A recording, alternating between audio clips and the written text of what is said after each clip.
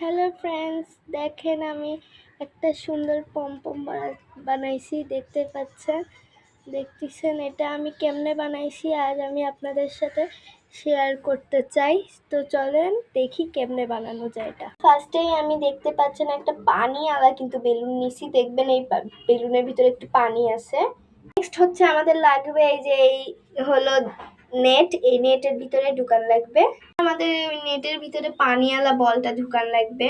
আর তৈরি হয়ে গেল আমাদের পমপম। দেখেন বের হচ্ছে পমপম।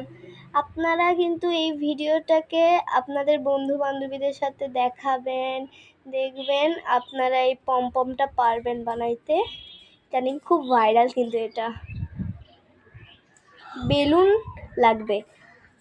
Bye bye. প্লিজ আপনারা আমার ভিডিওতে লাইক সাবস্ক্রাইব শেয়ার করিয়েন। আমি অনেক কষ্ট করে এই ভিডিওটা বানাইছি।